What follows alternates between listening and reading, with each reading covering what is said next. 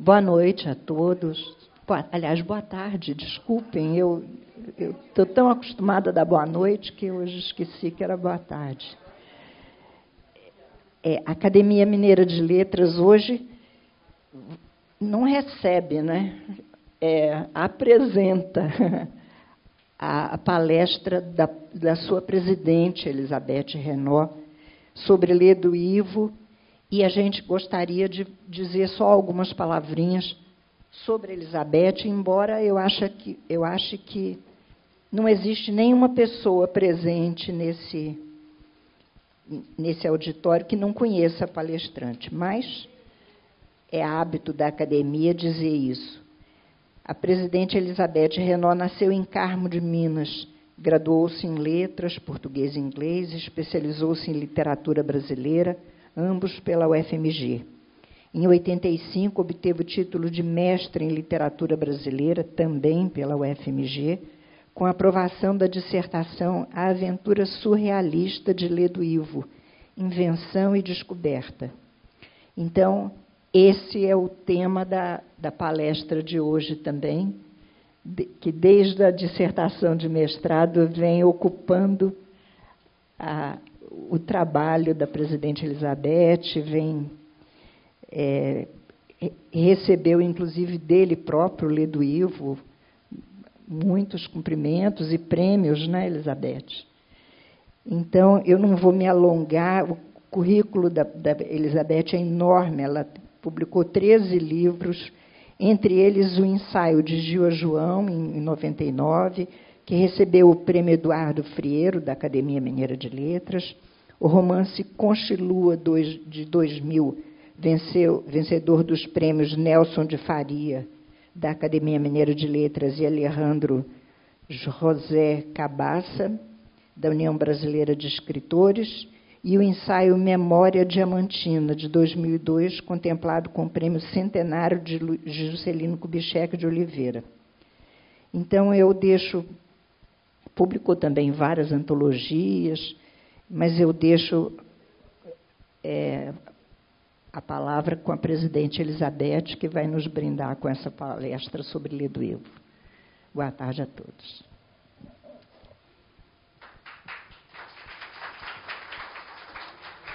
Obrigada, Flávia. Senhores e senhoras, agradeço a presença.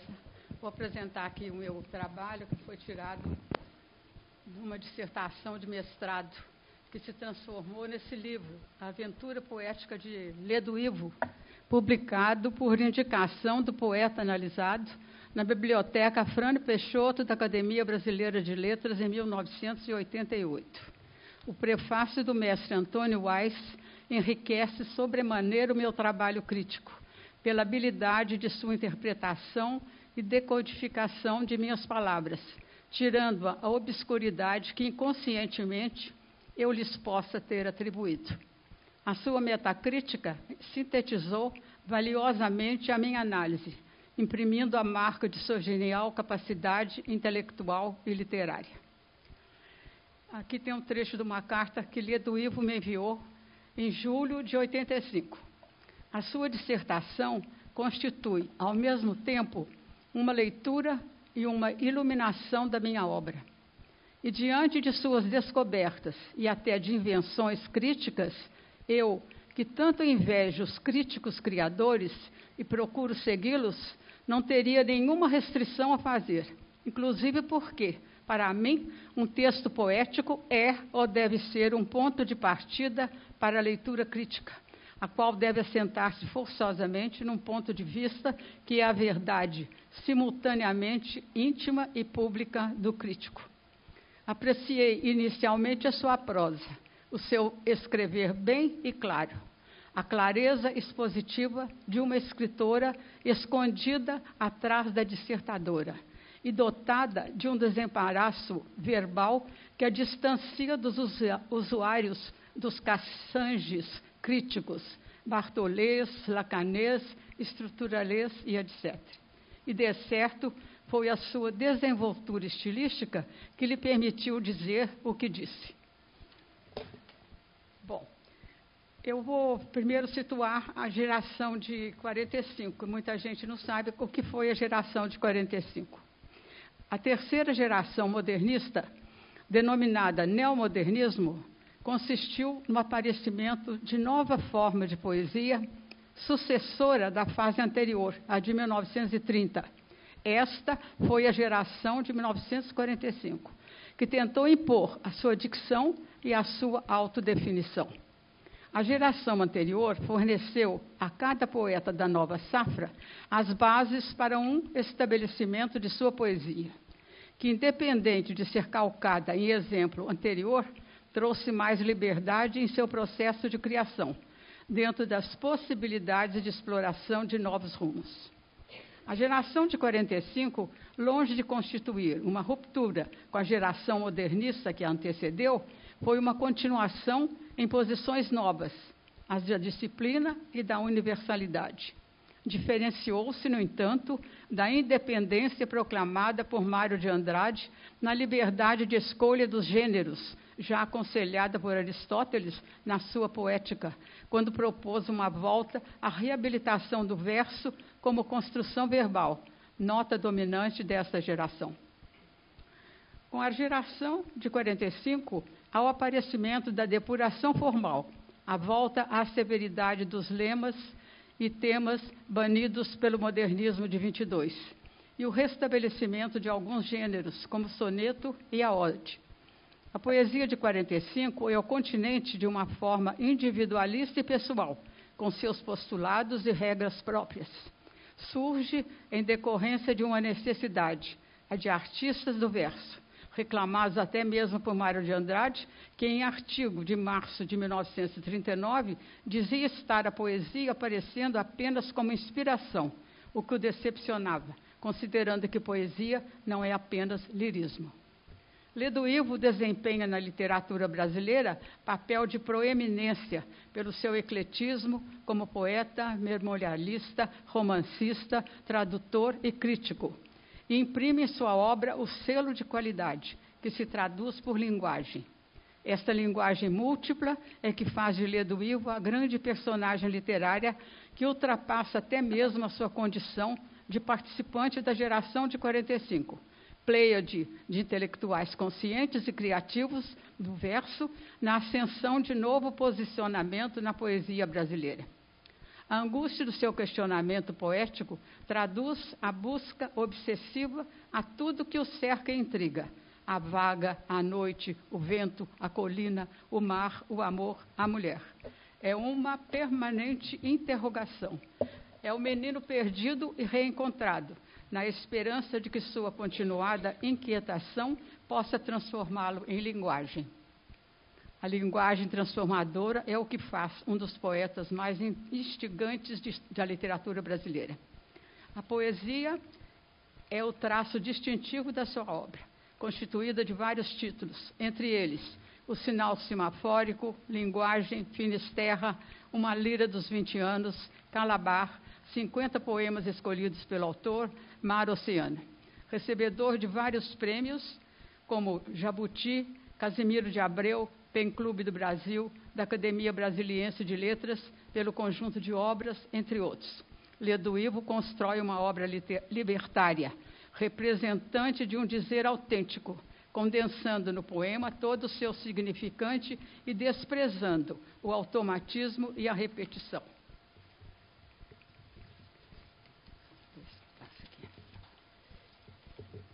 A poesia é o traço distintivo da sua obra.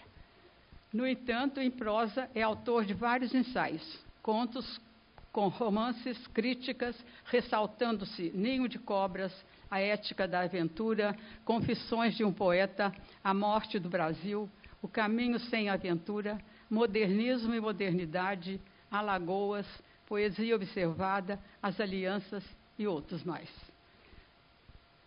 Ele indaga, desprezando esse automatismo: quem sou eu como poeta? Eu ou o outro? Ou sou, ao mesmo tempo, eu e o outro? J'ai un autre, clama Rimbaud. Bom, agora eu vou entrar na minha palestra propriamente dita. A rigor, Ledo-Ivo não pode ser considerado um poeta surrealista. Este aspecto é mais evidente em alguns dos seus primeiros livros.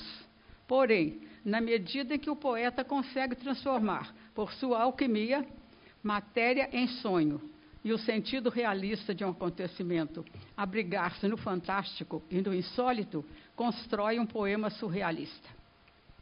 Caminhos diversos o levam para o ansiado domínio de uma linguagem poética própria, criada pela lucidez de seu testemunho.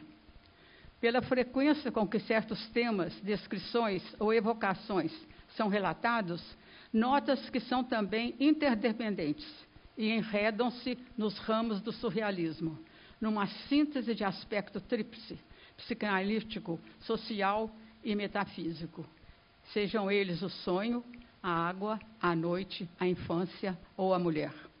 Na obra de Ledo-Ivo, transbordam as referências que o poeta faz aos sonhos, os verdadeiros, descobertos, os imaginários, inventados.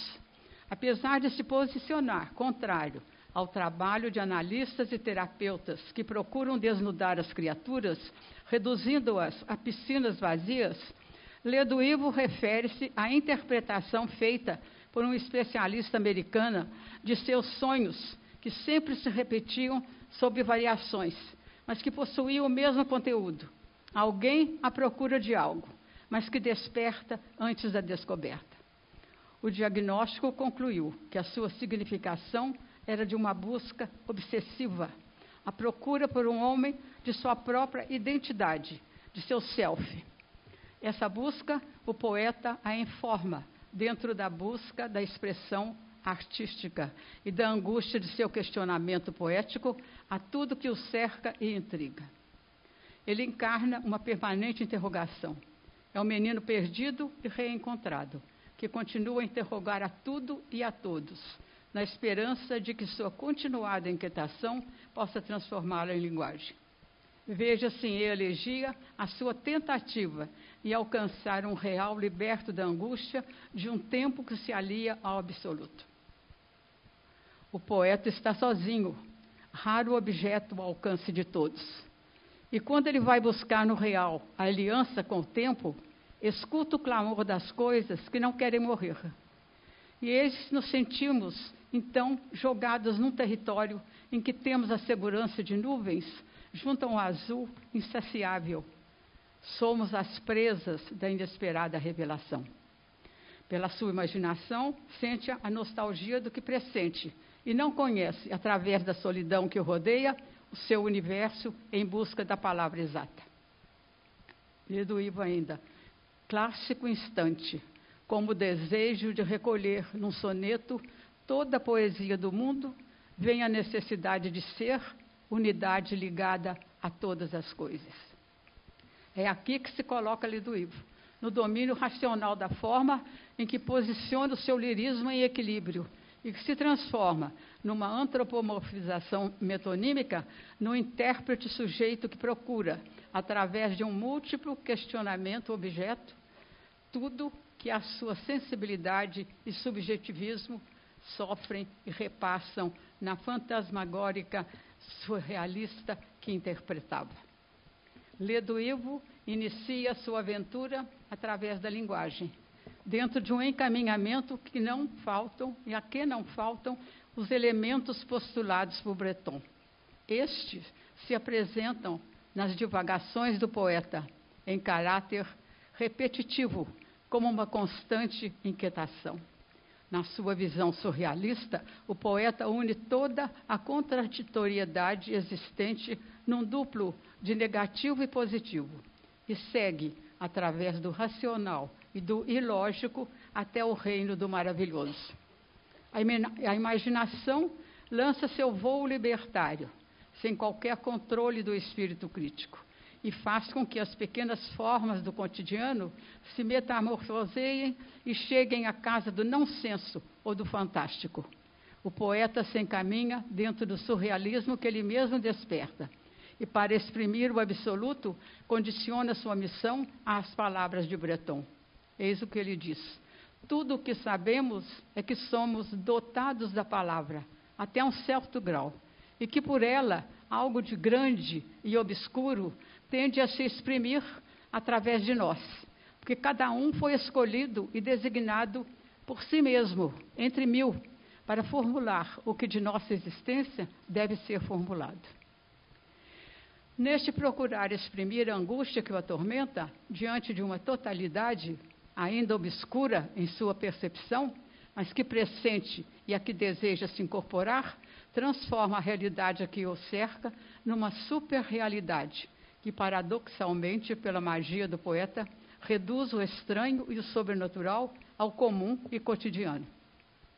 Objetos, coisas, situações e condições tão corriqueiras aos nossos olhos críticos, acostumados a eles, agigantam-se e fazem afluir o maravilhoso e o fantástico que contém, mantendo, porém, sua essência familiar. Ledo-Ivo faz conviver, nessa supra-realidade, os fantasmas do seu sonho, o mistério de suas imagens. Diz ele, de olhos fechados, vi coisas inéditas, que não eram nem sonhos e nem verdade.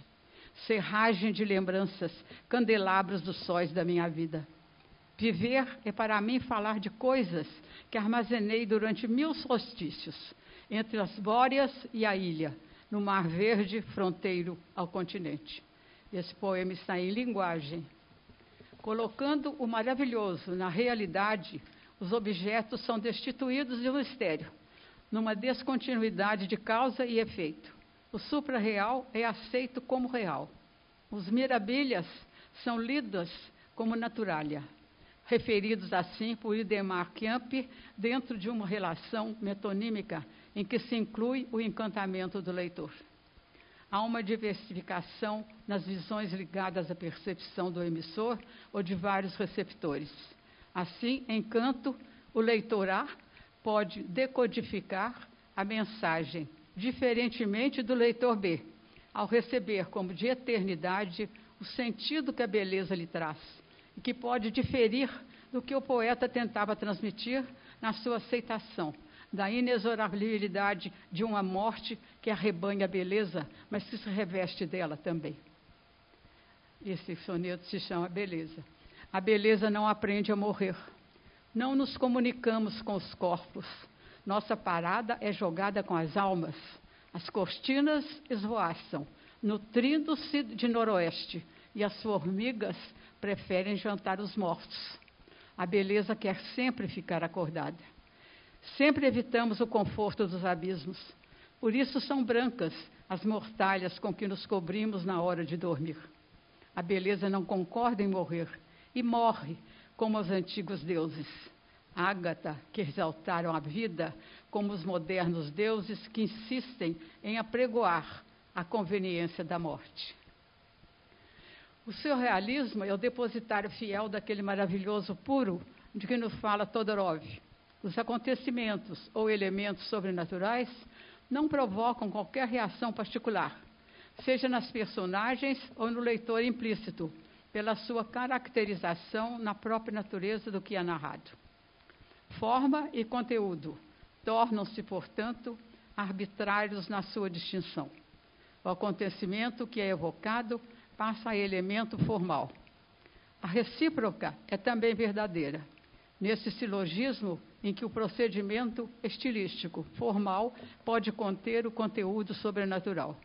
Quando Ledo-Ivo proclama em Os Andames do Mundo, minha vida é como uma janela aberta sobre a Ásia, professa o imaginário, e neste rito renasço a contemplar o inexistente que fulge à luz do meu trópico de água, como essas ilhas fictícias que não se ajustam às horas triviais dos navegantes. Terras jamais nascidas, horizontes pensados. Linguagem. Faço a profissão de fé neste maravilhoso que o escolhe, e por suas pálpebras, onde o pensamento de sal, vê uma flor absurda como a vida, e concebe um soneto noturno, enveredando pela hipérbole de um maravilhoso que não violenta a razão, na mistura do natural e do diferente, situando-os no mesmo nível de aceitação. Veja-se. Abro as portas do céu e vejo Andrômeda, iluminando os meus estratagemas. Respiro-me na glória de estar só, enquanto a aurora nasce em meus poemas. Meus silêncios dissolvem-se no pó de minhas mãos mudadas em algemas. E o tempo entronizado sai da mó que transforma as Austrálias em diademas. Ó égua de cristal chamada hora, brisa de incalculáveis evidências, que corre sobre mim desembestada. Equiparai-me ao ser que sonho agora, fazendo-me viver das existências onde a vida real é imaginada. E por suas metáforas e pela metadiegese de seu universo, que numa supra-realidade o poeta alcança a exploração de uma realidade que se supõe universal. A imagem poética deixa de ser combinação apenas de palavras, para se traduzir em termos sensoriais, diferente do que acontece com o texto poético, que se apoia principalmente nas rimas, no metro regular ou no discurso emotivo.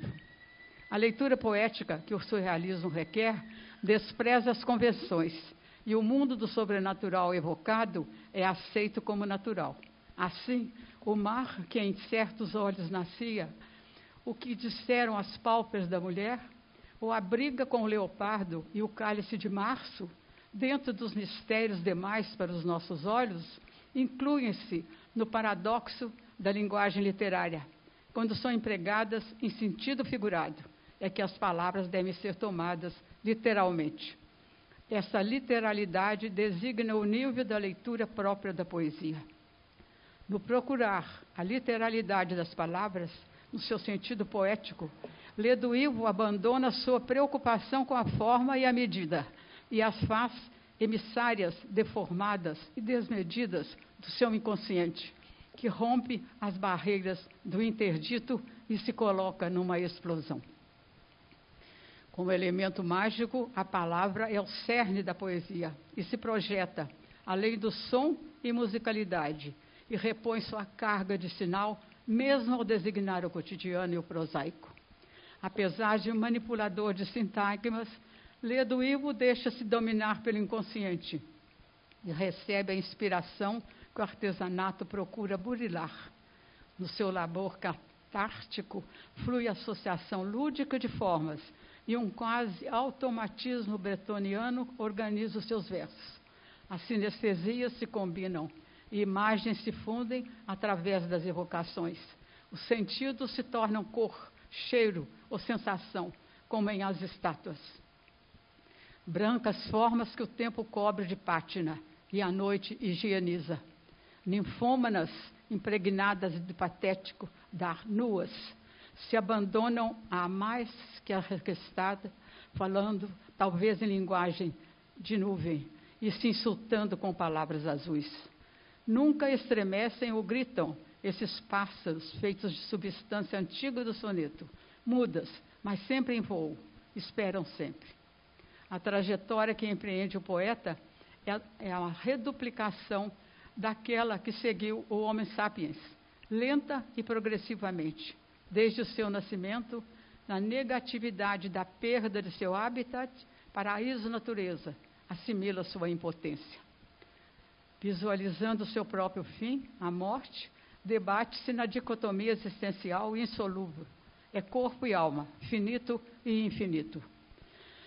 O poeta recria o universo e a si mesmo, a partir da indecisão entre Eros e Thanatos, as duas chaves da regressão e da progressão, chaves da psicanálise humanística de Erich Fromm. A realidade é procurada como um todo, a evoluir através do tempo e do espaço. Decodificador de sensações esotéricas, é pela sua criação que a experiência do real se reproduz no momento da percepção. Ledo-Ivo assume muitas faces. Mais incisivas são as que se ligam, ora à invenção, ora à descoberta, independente de ordem ou taxonomia. A vã feiticeira encarna essa criação, invenção ou descoberta. Invento a flor, e mais que a flor, o orvalho que a torna testemunha desta aurora. Invento o espelho, e mais que o espelho, o amor onde eu me vejo, vivo num sarcófago. Vamos guardar.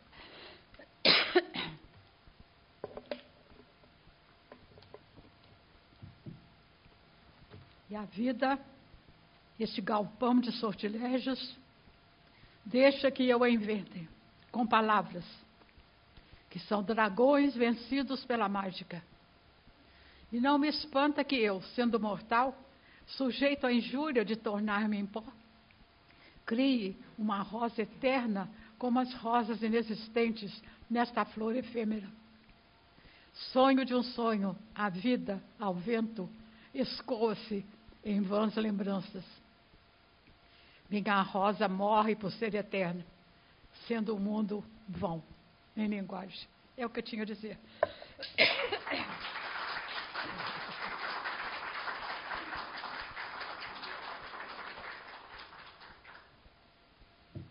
Eu agradeço a presença de todos. Se tiver alguma pergunta. Pergunta, eu peço que fale no microfone, que nós estamos gravando.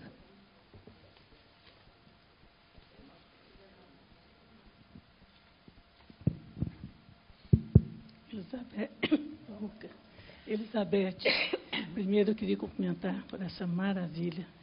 Até mesmo da escolha, né, do Ledo Ivo, que fantástica a obra dele, e seu trabalho maravilhoso. E você não citou a Flávia, esqueceu de citar que você citou ele escrevendo para você, o Ledo Ivo e tal, mas você foi premiada pela Academia Brasileira de Letras por esse trabalho também, né? Mas magnífico. E a obra dele é enorme, né, Elizabeth? É romances e coisas e tudo. Parabéns, viu? Como Obrigada. sempre, esse dom literário seu, esse talento, e nos trouxe uma tarde maravilhosa. Obrigada.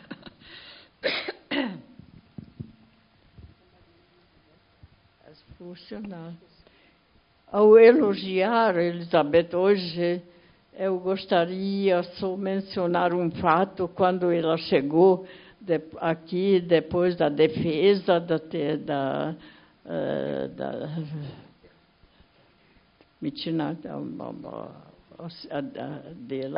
lá do Rio, então ela falou sobre Ledo Ivo e também. Eu fui feliz de receber um trabalho dela. Comecei a analisar o que eu gostaria de mencionar aqui. Ouvir Elizabeth no seu estilo único, quando ela fala sobre Ledo Ivo, então a gente imagina bem mais do que está lá no texto original. Então, aquela variedade musical, o que ela menciona, com o seu vocabulário muito elevado, muito variado, Elizabeth, então nos dá a impressão bem mais do que consta no original. Pelo menos essa foi a minha impressão primeira quando eu li o livro Ledo Ivo. Não é que gostaria de tirar algum mérito dele, ele merece todo a sua documentação, o seu trabalho, merece talvez o melhor acadêmico lá no brasileiro, então vale a pena o seu trabalho, mas que eu apreciei demais a sua apreciação. Sempre estou, então, elogiando isso, dizendo que é único a sua apresentação. Estou imaginava bem mais do que estava dentro do livro do Ledo Ivo. Então, eu estou feliz mais uma vez a assistir a sua conferência. Mas isso aí é o que o crítico faz, né? Ele cria também junto com o autor.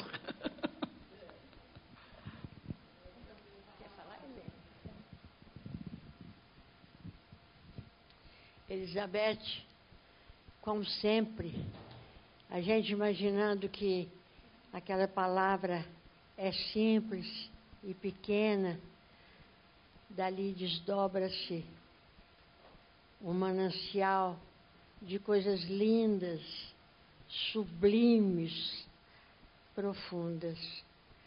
Sempre que perguntada por esta ou aquela razão, a opinião de Elizabeth é sempre soberana. Ela fala a palavra certa, o verbo correto e denso. Elizabeth, parabéns mais uma vez. Tivemos a oportunidade de ouvir essa primeira palavra sua, premiada regiamente pela Academia Brasileira de Letras, quando você desabrochou para a literatura e com a entrada para a Academia Feminina Mineira de Letras, teve a oportunidade de crescer sempre mais e cada dia tornar-se mais bela na literatura. Um abraço grande, Elizabeth, e parabéns. Muito obrigada.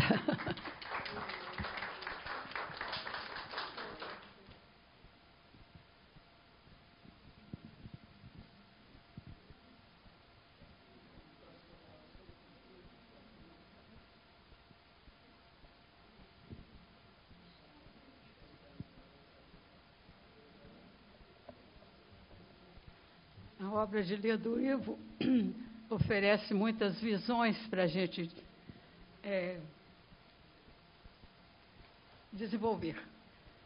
Nesse livro meu, os vários capítulos são, primeiro, a visão do poeta, que eu analiso a poesia como um todo. Depois vem um poeta surrealista, mais ou menos o que eu falei aqui. Então, muitos exemplos aqui. Depois, ele e os sentimentos humanos, a infância, a morte, a mulher, o sonho, o crepúsculo, o céu. Depois, a invenção dele, propriamente dita, a fração de um todo. Nessa fração de um todo, eu analiso os seus poemas como se fosse uma fragmentação de uma totalidade, natureza, Deus. Uma exploração de que participa, além do homem, até as menores coisas existentes, em que tudo é Deus e um é tudo. O poeta se entrega neste processo, simulando-se uma função de um todo, numa transfiguração em que se torna linguagem, ele se torna linguagem. E vários poemas aqui são citados, não posso falar porque vai ser muito coisa. O fragmento de uma linguagem, eu separei as suas obras em vários temas de terra. A terra total, a terra natal, a vida sentada em seu trono. Então, analisa tudo que ele analisou sobre seu local de nascimento, seus sentimentos, analisando facetadamente a sua obra. Depois, a linguagem mítica, que eu achei que a linguagem de Lia do Ivo tem muitas implicações míticas. Mito, magia, panteísmo são linguagens que pontilham as visões de um surrealismo que convive com as imagens do cotidiano, fazendo com que alcem o seu voo de pássaro de luz nas asas da poesia. E ele tem um poema aqui bonito. O sobrenatural ainda existe, e não seremos nós que alteraremos a indizível ordem das coisas com as nossas mãos, que poderão ficar imóveis, em pleno amor, diante do corpo amado.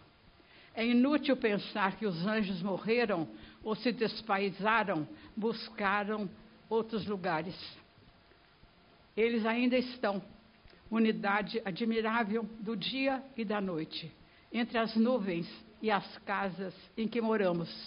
Repentinamente, as vozes da infância nos chamam para a feérica viagem e lembram que podemos fugir para o longe guardado ainda no sempre. Então, nossas necessidades não se reduzem apenas a comer, dormir e amar. Temos necessidades de anjos para ser homens. Temos necessidades de anjos para ser poetas. Vem incontável música e anuncia ao poeta e ao homem humilde unidade, a ressurreição diária dos anjos. Isso é muito bonito.